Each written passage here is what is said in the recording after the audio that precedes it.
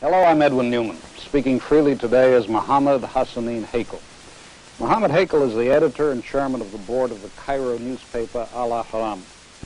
He has been editor since joining Al-Ahram in 1957. Mr. Heykel is without question the leading journalist in the Arab world. He's one of the best-known journalists anywhere. First, because of his influence in his own country, and second, because of the degree to which he is informed. He was especially close to Egypt's late President Nasser. Mr. Heykel has been a journalist for 30 years. He was a war correspondent in World War II and in the Arab-Israeli War of 1948. He knows the United States well. Some years ago, he wrote a book called We and the United States, in which he argued that the United States had lost influence and position in the Middle East because of its misguided policy. I might as well begin with that, Mr. Heykel, after first thanking you for welcoming us here to your boardroom at Al-Ahram. Is United States policy, in your view, still misguided?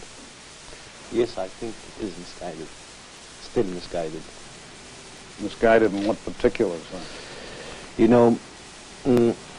For the first, one would ask, first of all, what happened? Let us take it either by persons or by countries or whatever measure we can find. If we look to the last, for example, 15 years and try to see where are the people who were the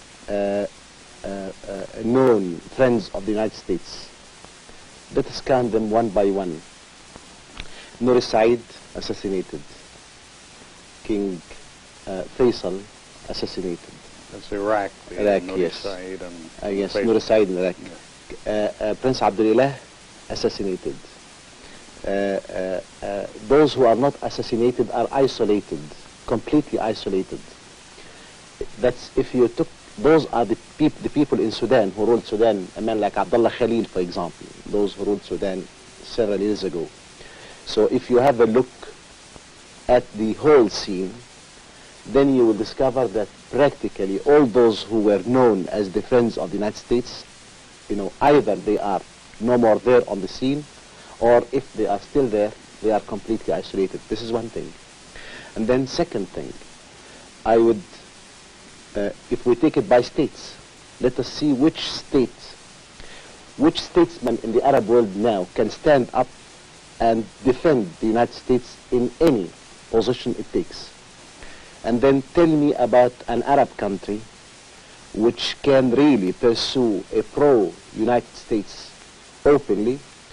Obviously, some governments would like to do it sneakily, in a very hidden way. But that shows to which degree, really, the influence of the United States declined. This is obviously, the reason for that is obviously no special hatred between us and the United States. The contrary.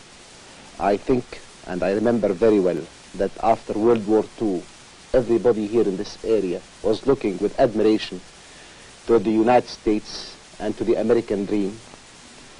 And then, year by year, experience after experience, all those dreams, or all those aspirations, or all those expectations were practically betrayed.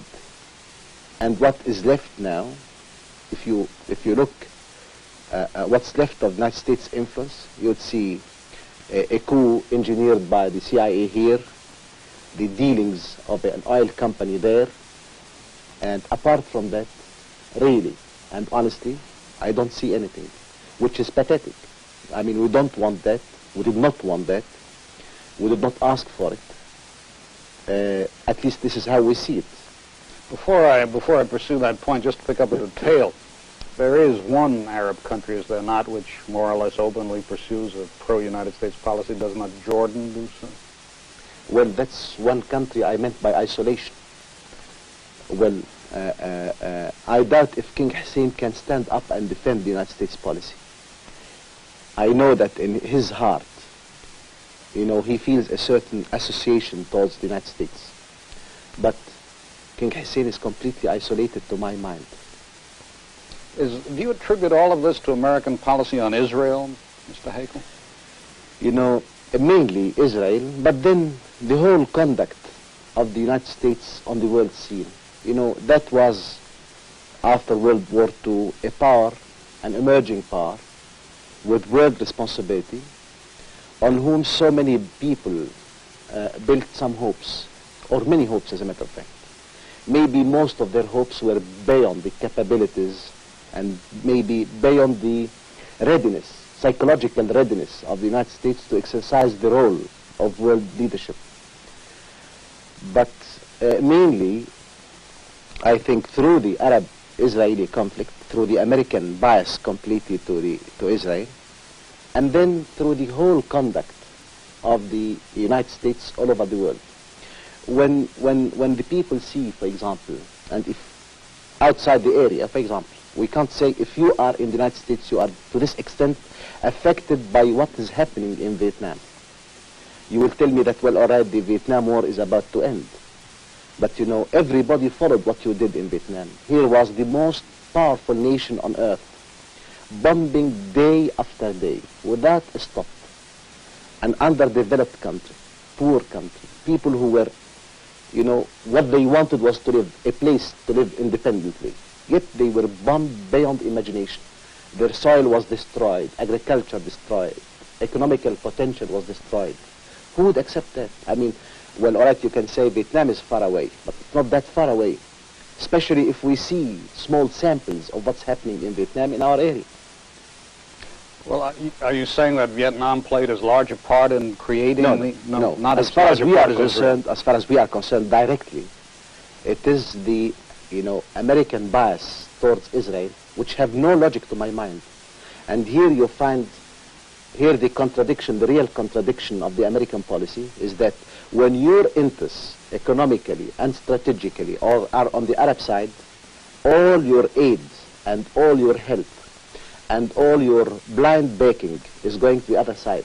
Nobody is asking you to switch to our side, but everybody expects a world power with the, like the United States, really to be at least fair, to ask what are they doing. But, you know, we are being told that, you know, here, what it reflects really in the last analysis is a contradiction between local politics in the United States and strategical interests, long range, of the United States outside.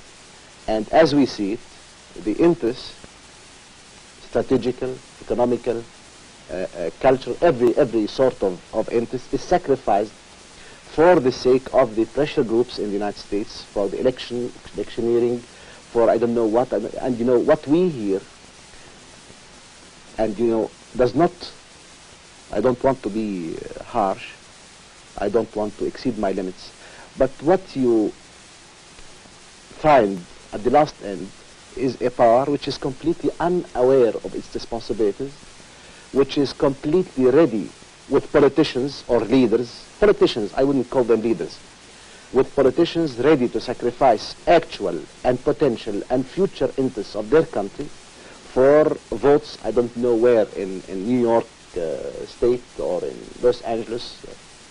This is the story we have been hearing all the time. Well, do you think that there might be something else involved in it? Do you think that the American attitude toward Israel may have been formed in the first place because of what happened in Germany, and that has at least as large a part in it as the political aspects? You know, I'm sorry, yes, but you know, I wouldn't take this for an argument. Yes. Because I sympathize with the Jews for what they suffered in Germany. But you know, you cannot really take people from concentration camps in Germany and open new concentration camps in the Arab world. The Arab world who never, you know, we never practiced anti-Semitism for one simple reason, is that we are ourselves Semitic. So it's very strange that, you know, the German people commit a crime, or the Nazi regime commit a crime, and then we pay for it. Strangely enough, we are obliged to pay in kind, with refugee camps instead of the concentration camps, with occupation of our territory, something which even the Jews never experienced in Germany.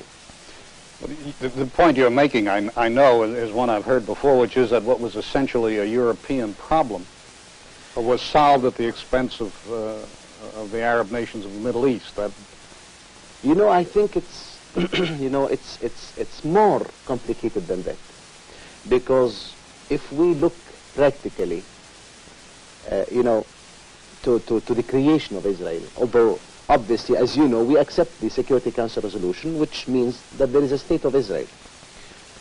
But if we look at the roots of the problem, you know, the Jews who were suffering anti-Semitism in Eastern Europe, Russia, Tsarist Russia, wanted to migrate originally to Europe, to England, to France, because that was nearer to them.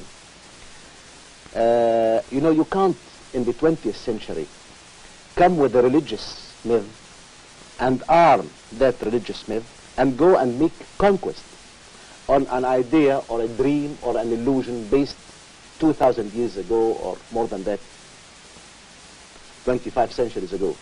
But then you come with that myth armed, and then you come and invade and you know, create an upheaval in an area which was pursuing its development peacefully.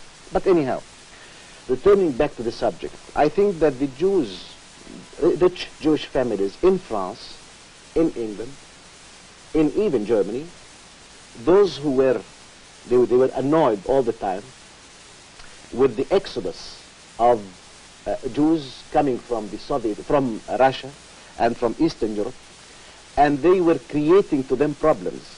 If you remember even what pushed a family like the Rothschild family to finance the first Zionist settlements in Israel was the fact that they do not want those immigrant Jews to go to England, because they are going to raise the anti-Semitic feelings in England. So instead of getting them to England, where they will create problems for them, they export that contradiction to, under that dream, under that myth, they export it to the Middle East. And when we remember the discussions which even happened during the first Zionist Congress, Palestine was not the first suggestion. Uganda was suggested. Tanganyika was suggested. But then, you know, with the, you know, the after all, the you know, it was, a myth was necessary, so it was Palestine. All right? They came to Palestine, and then it was, the situation was aggravated by the Nazi rule, and then we found ourselves at the end paying the price. Well, all right. They came and we accepted the partition plan of the United Nations. But now they don't only insist of a homeland for the Jews in Palestine, no. They insist on taking all Palestine. And then, more than that, not only all Palestine, but parts of Arab territory. If we take this, for example, concerning Egypt, you know, Egypt, Sinai, for example, is not a contested area. It was never contested. It's not the Alsace-Lorraine, for example.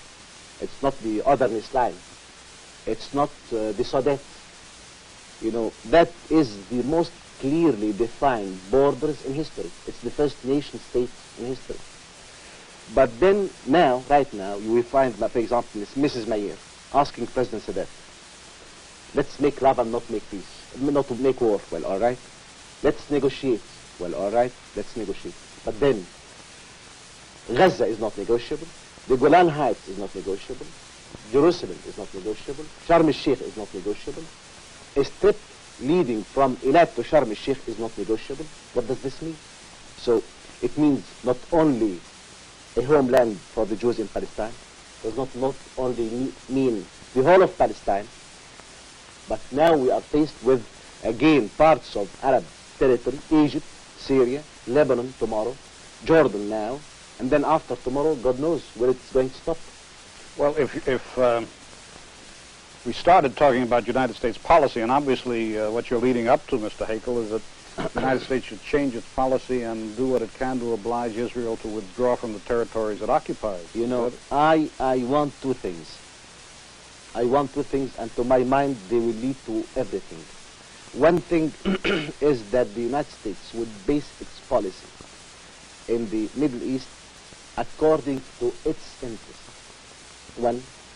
Second is that the United States should pursue its policy in the Middle East, as everywhere, according to a certain law of justice. You cannot base a policy of a world power just on the bombings, on the phantoms, on the skyhawks, on the rockets, because this is short-lived. President Nixon, when he started his first term, he sent Governor Scranton here to Cairo. And he said that he sent him on a fact-finding mission.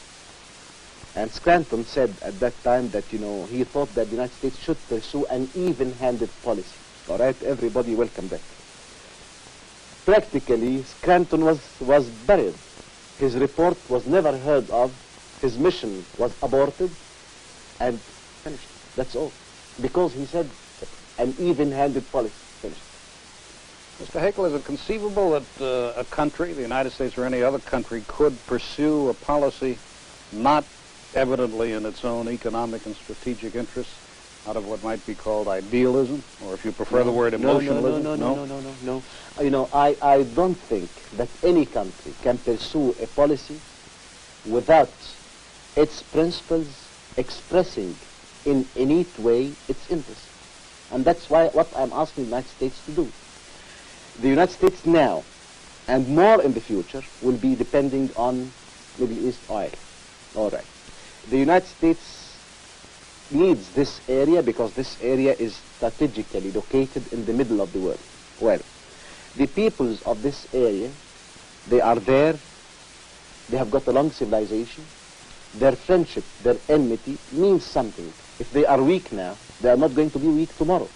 If they are backward technologically, not advanced, all this can be compensated. But one day there will be either one nation or several states in this area powerful enough whose friendship means something. So if I take it from an economical point of view, if I take it from a strategical point of view, if I take it from a political point of view,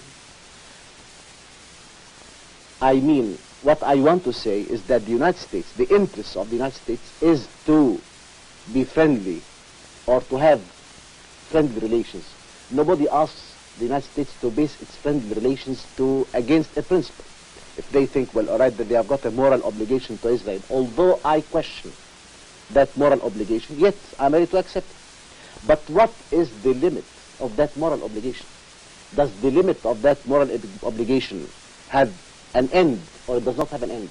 I mean, are you going to back the existence of Israel and the security of Israel, or the conquests of Israel? What you are doing now is that you are not only protecting the conquest of Israel, but you are encouraging Israel to expand more and more. And then what's this going to lead to?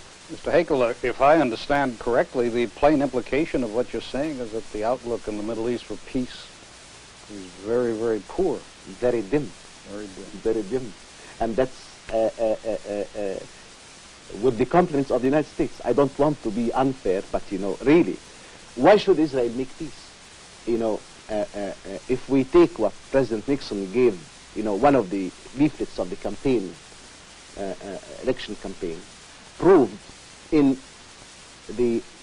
with figures that the military aid which the Nixon administration gave to Israel in the last 4 years, is 7 times the size of military aid it took from all the administrations which were elected in the United States from 1948 till 1968, which is very strange.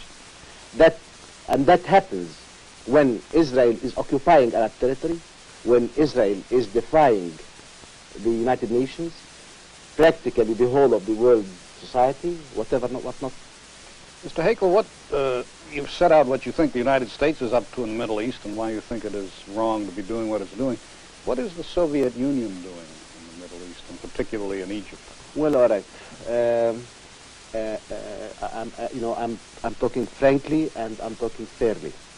The Soviet Union obviously saw that there is a nationalist movement growing in this area. And they saw that the future in this area is for this nationalist movement. And this is a correct analysis of history to my mind. What they tried is that they tried to be friendly to the people in that area. One can imagine that obviously, as every other power, they have got their own dreams, they have got their own plans, they have got their own designs. And part of those dreams, plans, and designs, we can agree with them. and then in others we disagree. So they were with us, for example, in Suez. They were with us when we faced so many difficulties. They were with us in economical development. They were with us with some military aid. But then we have our differences, because obviously as a world power they have got their own design. So there is an area in which we can agree, there is an area in which we disagree. And when we agreed with them when agreement was in our interest, and we disagreed when we found something to disagree with.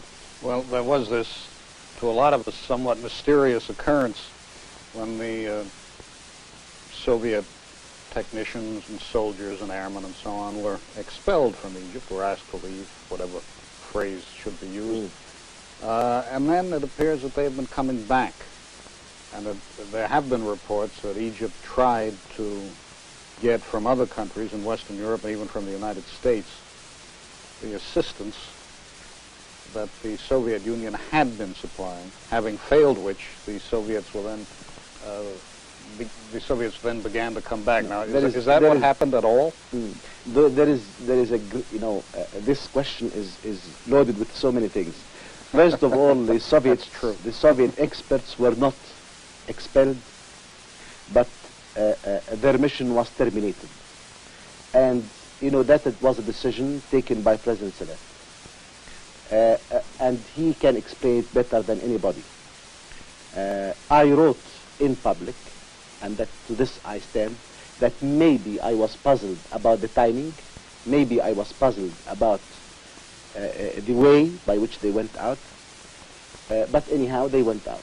They came for a certain mission, and from the point of view of President Sadat, the whole atmosphere of detente made that mission exhaust itself.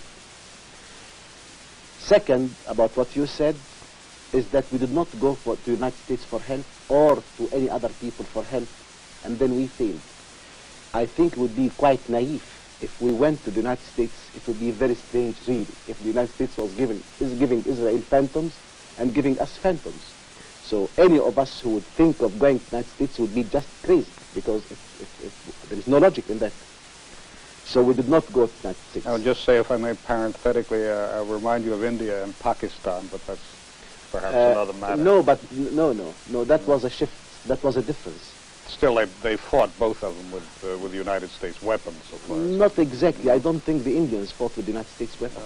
Not exactly. No, they had some. Perhaps they didn't use them. There's some old British things. But I think they fought with Russian arms, and the Pakistani fought with some Soviet arms, with some American arms, added to it some Soviet arms given to them by the Chinese. But that's a different setup. Perhaps it's a side issue. But I assure you that we did not go to the United States for any help concerning arms or military assistance, things for which we deal with the Russians. And then Western Europe, I don't think anything happened in Western Europe. France, for example, have a deal with Libya, and it's going on. Apart from that, I don't think we ever thought, or we ever dreamt, or we even tried, to make Western Europe compensate for what we may lose if we lost anything with the Soviet Union. Europe, till now, none of the big states of Europe can compensate the role of a superpower, still. And all of Europe is still a political expression, it's not a political reality. Added to that, then something which you mentioned about the return of, to my knowledge, and I think I know more or less what's happening in Egypt, I don't think anybody returned. I'm positively sure, not only that I don't think, I'm positively sure that no Soviet expert returned, although I must confess, I, for one, I don't mind some of them returning back. I, for one. This does not represent the point of view of the Egyptian government. But concerning concrete information, to my knowledge, none returned.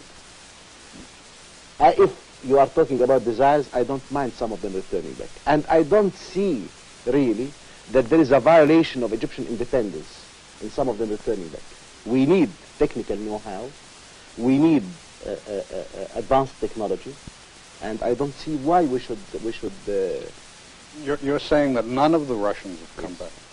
May I pursue this point that you mentioned? You said that President Sadat, you said you would not use the word expelled, but terminated their mission because of the atmosphere of détente in the world. Now, having terminated their mission because of the atmosphere of détente, was he disappointed in what happened? What contribution did he think terminating the Soviet mission would make to the détente? No. You know, let us remember that, you know, what was the idea of bringing Russian experts or increasing the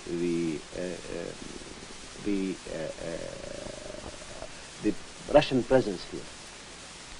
You know, at the first beginning, right after 1967, the balance of power, the military balance of power, was to the benefit of Israel completely. That was the struggle or the conflict on its local level. But there was another level. There was a world level. There was the United States versus the USSR. So the setup we found ourselves with was roughly two local powers which cannot make peace, at the top two superpowers which cannot make war. So as we were, the balance of power at the lower level was not to our advantage. So it was the strategy of President Nasser to push the struggle, to push the conflict from its lower level to make it a little bit come nearer to affecting the upper level. That was the general line of the strategy at that time. And then, so we tried to increase Russian presence here. Added to that some practical considerations when the Israelis started the deep raid bombing of our schools, our factories, our cities. And we found that inside, although we had a strong front which was ready for defense, yet our depth was completely naked in front of Israeli raids. President Nasser at that time, that was January 1970, went to the Soviet Union. And he asked for an advanced weapon by which we can face that danger.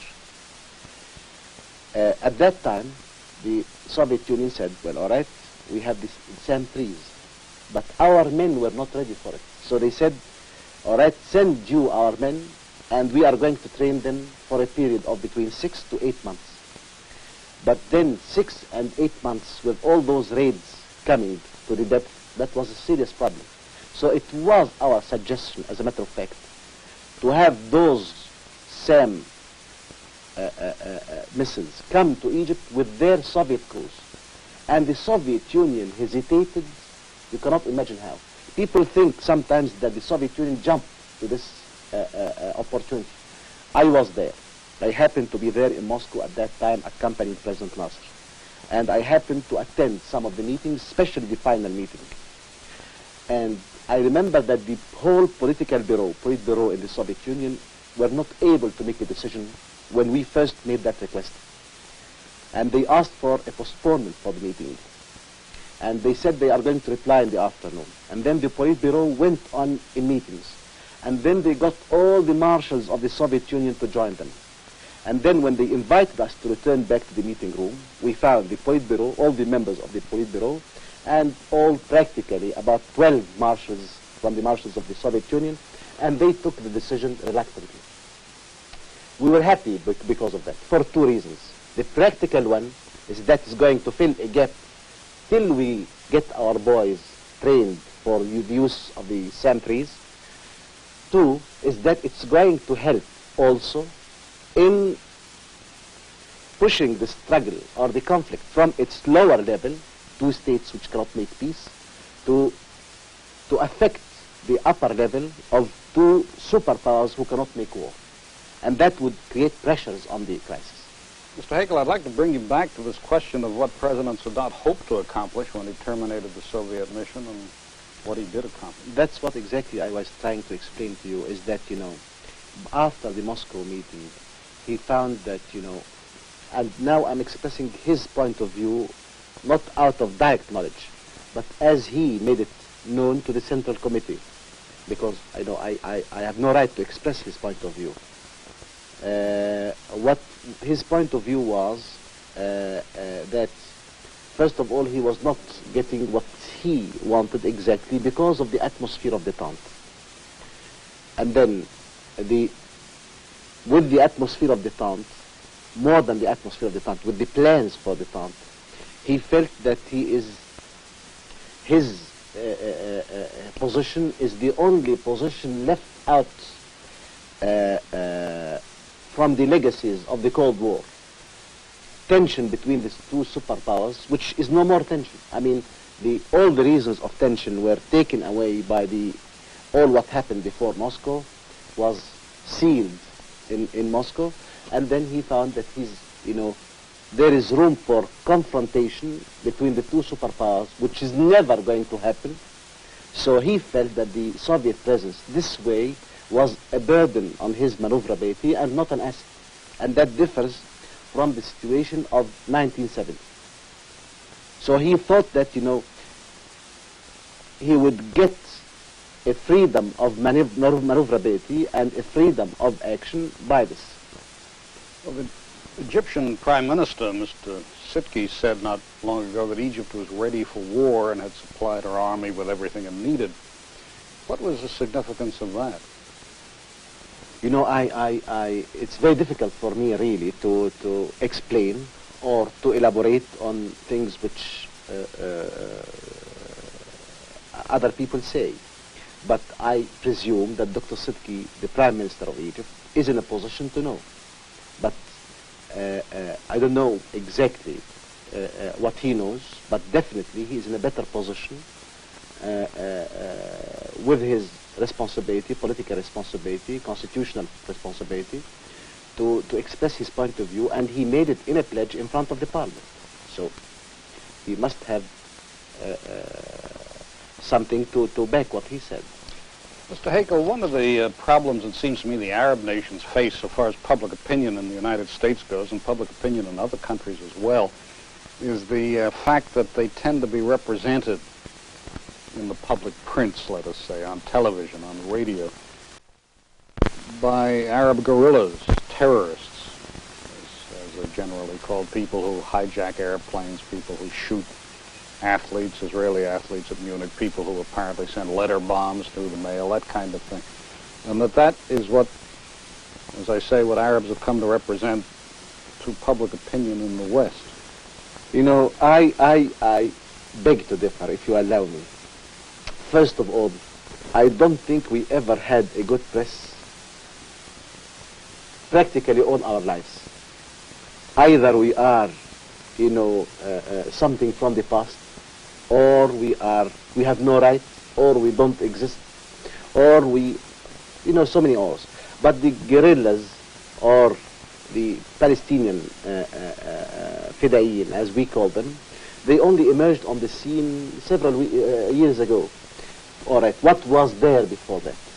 Were we having any justice before the hijacking, before the whatever you may say? We're not. So it's not the guerrillas thing. That's one thing.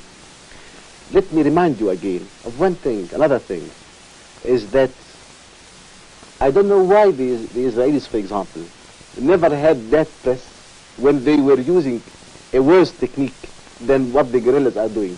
What the guerrillas, Palestinian guerrillas are doing now, compared to what the Israelis did, is amateurish, quite amateurish.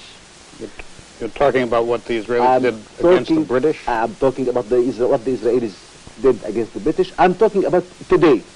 Today, Margaret Truman, the daughter of Harry Truman, revealed in her memoirs, her biography of her father, that a bomb parcel was sent to him by a Zionist group early in 1948.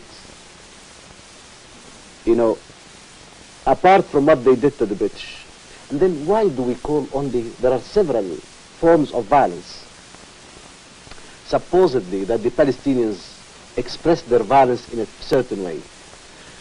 Don't you think that manipulating the press, blackmailing people, pressure groups, don't you think that this is a form of silent violence which still pursued till now? Yet nobody talks about this.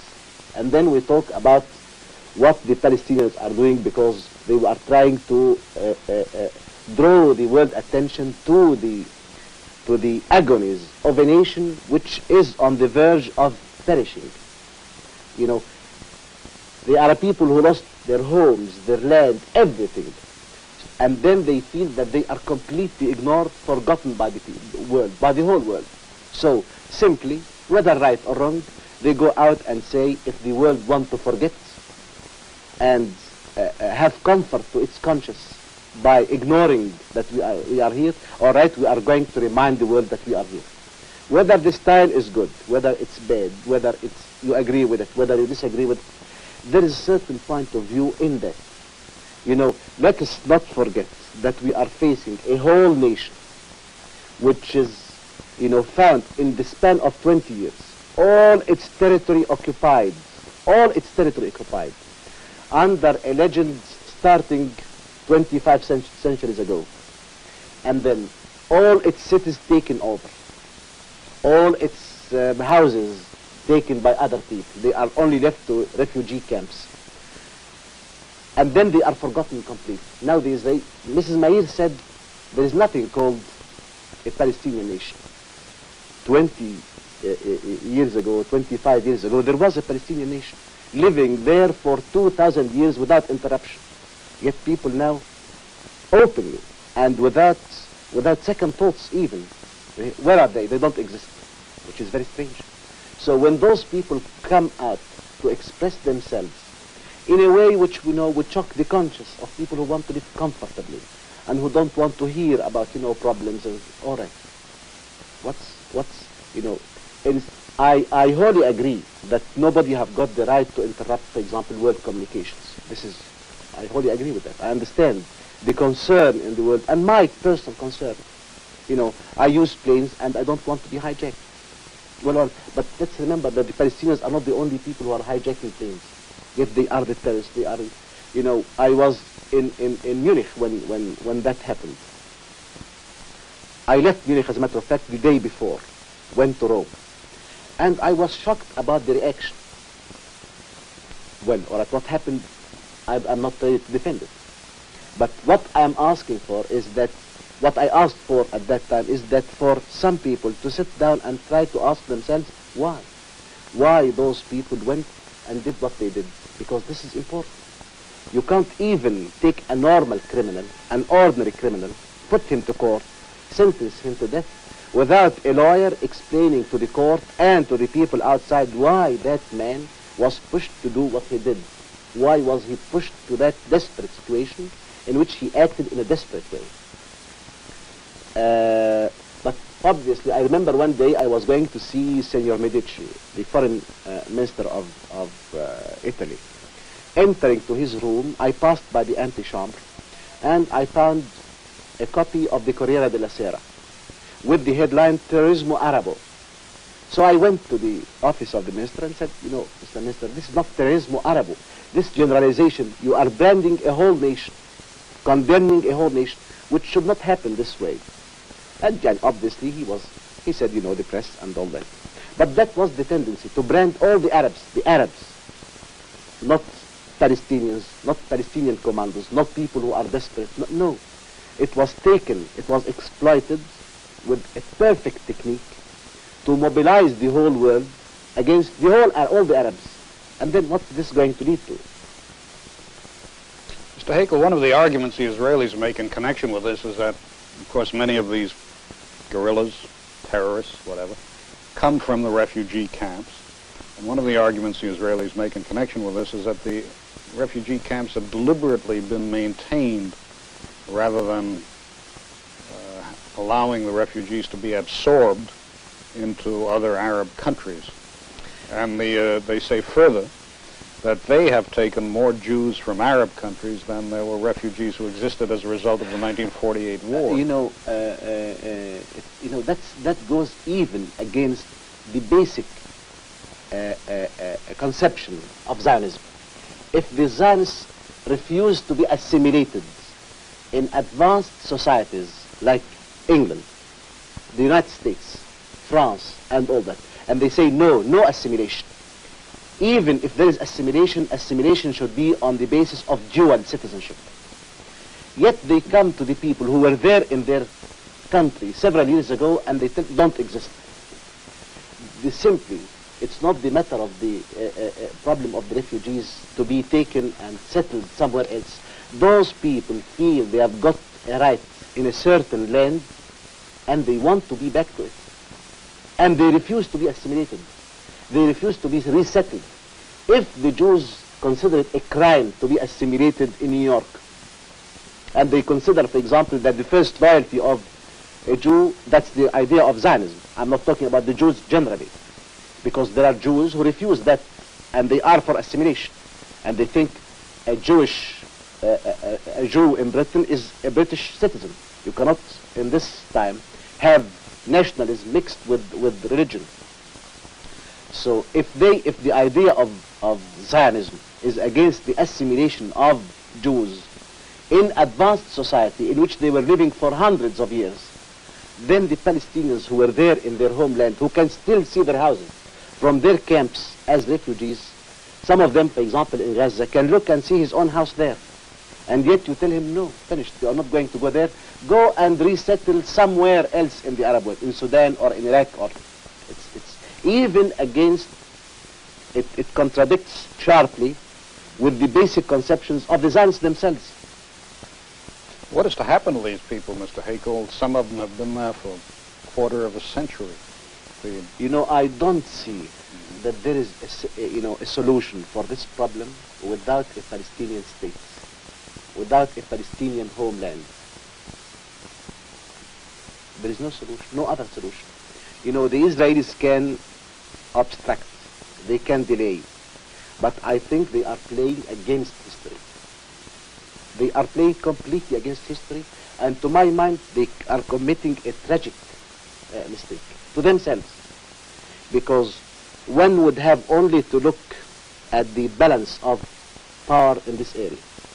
And I'm not looking at the balance of power from the military point of view, because this is temporary.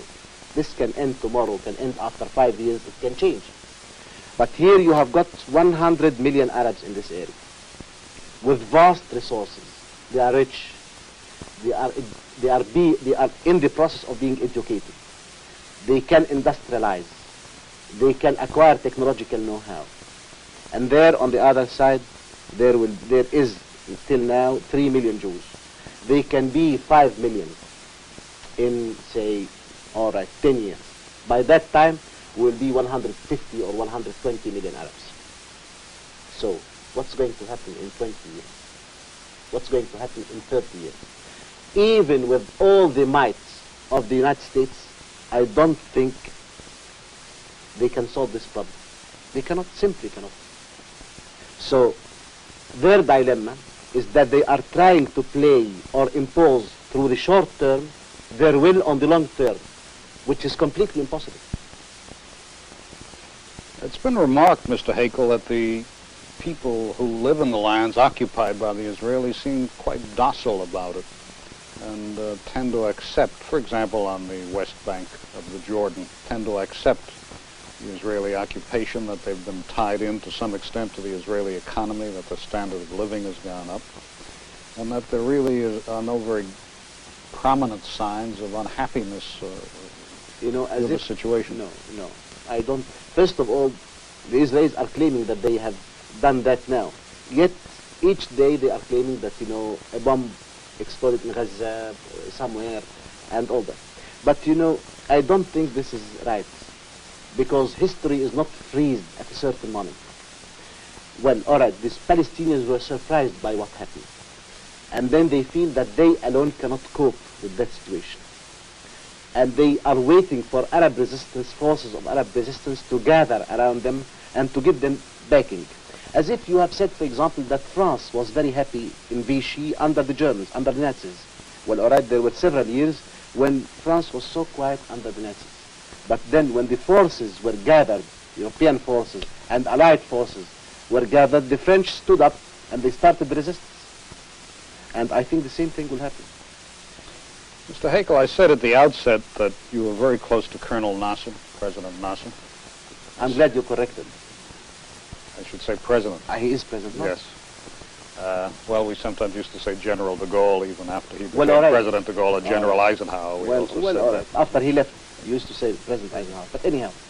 In fact, I noticed there's a portrait of him here in your boardroom. Yes. What do you think he left to the Arab people? He certainly was the greatest Arab leader of the century. Yes. What was his legacy? What remained? To my mind, he left two things, two very important things. First of all, he left the idea of Arab unity. He did not create the idea of Arab unity, but he left the possibility of the dream of Arab unity, that it is feasible. He proved that it is feasible. And he brought Egypt finally and irrevocably to its place within the Arab nation. This is one thing. Second thing is that I think he linked Egypt and the Arab nation together with the ideas and the ideals of the modern world. You know, social justice, industrialization, you know, all that. You know, before Nasser, I think the Arabs were, you know, in a state of fragmentation. Now they are in a state of ferment towards unity. The process of ferment started already towards unity, which to my mind is going to be achieved. Second thing is that the Arab world, which was a feudal society completely, is now full-fledged going towards industrialization, redistribution of wealth, breaking all that feudal system, for example, in Egypt. This is not, you know, and then creating the sense of independence and the desire for independence and the will to defend independence. So two main things, as I said. Egypt and the Arab world together, I mean the Arab nation, the dream and the possibility, and then the link with the modern world instead of all that feudal outlook or past look to the looking always to past. You use the expression Arab nation, Yes. singular. Yes. Can that be defined? Can it be identified, the Arab nation? Well, here you have, you know, what makes a nation? What makes a nation? What makes a nation, to my mind, is a geographical entity, a unified interest, a joint security, and a long historical experience together under the necessities of geography and economical interest and security. That's it. If we look to the Arab world, it's the geographical entity is there. Even ethnically, it comes practically from the same source, mainly from the same source. It lived the same experience. It talks the same language. It lived under the same laws for thousands of years. More than that, what I doubt if you can have this in the United States, for example. Do you know that all the textbooks, for example, in the Arab world are the same textbooks? Even before Nasser, this was not Nasser's achievement. That means that if you take a boy in a certain class in Iraq at a certain day and take him and parachute him at the same class, same day in Casablanca, he would fit right away. Would that be true of history textbooks as well? Practically everything, with the exception of socialism, because some Arab countries adopt more or less a more progressive concept towards, you know, social development, and some other Arab countries, you know, prefer to concentrate on purely and, you know, narrow religious old. Well, I suppose that's really the reason I asked you whether there is such a thing as an Arab nation, because there do appear to be very great differences. In fact, if it doesn't sound cynical, the main difference among Arab nations appears to be between those that have oil and those that do not. That's a class struggle. Yeah. You know, a class struggle there is a class struggle in the United States. You cannot deny that. There is a class struggle in England. There is a class struggle in France. You know, a class struggle you can have within the same society. It does not deny. The contrary, I think it confirms the existence of an Arab nation, because why should that trouble be between the haves and the have-nots? What do they care? If they are completely isolated, they don't have anything to do with each other. But the fact that there is a class struggle inside the Arab countries means that there is a certain bond between them all. What about Colonel Gaddafi of Libya, who inevitably is attracting a good deal of attention? King Hussein accused him of being behind a recent attempt to overthrow his regime, which is not a very brotherly thing to do if he did it. That kind of thing within the Arab nation.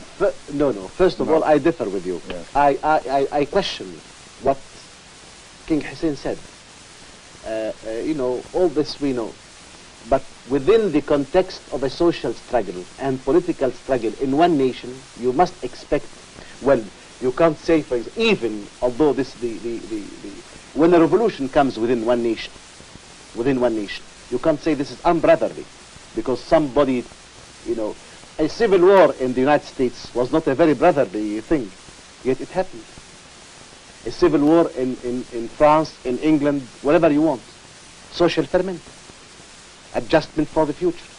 You cannot, if we talk about brotherly things, then we are going to return again to the logic of the tribe and freeze the whole social struggle.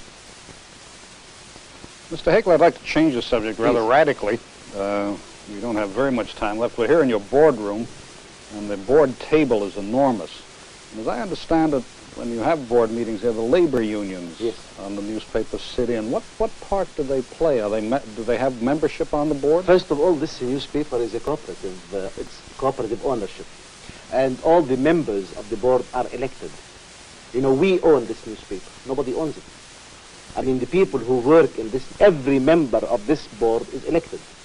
So, by the employees? By the employees here, who constitute the General Assembly of the newspaper. And then the labor union, we don't feel by this way that we have got a contradiction between capital and labor, because I'm not a capitalist. I don't own anything in the newspaper apart from the 7 shares I am allowed by the law of the cooperative, which amounts to £700. And I have got here, we have got 3,000 people at least owning the same shares like me. And they elect me, they elect the other members of the board. So I don't feel that we are capitalists versus labor. So when we have major decisions concerning the newspaper, and we discuss it, although more of us are elected from either the employees, editors, or the workers, we prefer also to have the labor union with us, so that they would be in the know of what we are doing exactly. What about editorial policy? How is that determined? No, the editorial policy is determined by the editor, and it is discussed each year in the board of directors. Unless there is something which violates the independence or the integrity of the newspaper, and the board of directors would like to bring the editor to account. What about the relationship now between the press in Egypt and the government? You said earlier that you were with Colonel Nasser, President Nasser, when he was in the Soviet Union. You sat in on the meetings. Most of us who are reporters... No, I was not a reporter at that time. I was Minister of Information. For an interruption in my career, for several months, I was appointed Minister of Information.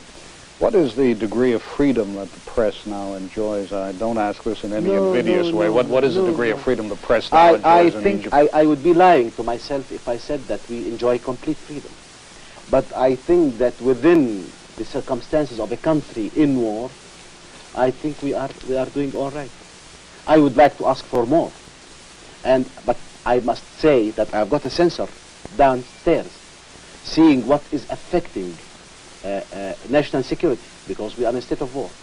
This I accept. Sometimes I see that the censor, for example, exceeds his interpretation of what he considers national security, and I refuse to abide by his orders or by his instructions which are given to him. And we come out and we say it's up to the other side to confiscate the newspaper if they want to, and they never did it once. That means that I have got a censor who is looking after national security, movements of the troops and all that. Sometimes he exceeds his limits, but we are free to reject his decisions, and we can go to the court.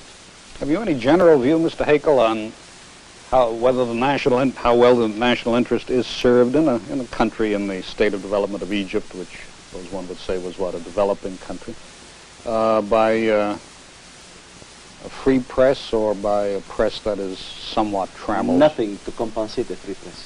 Nothing to compensate a free press.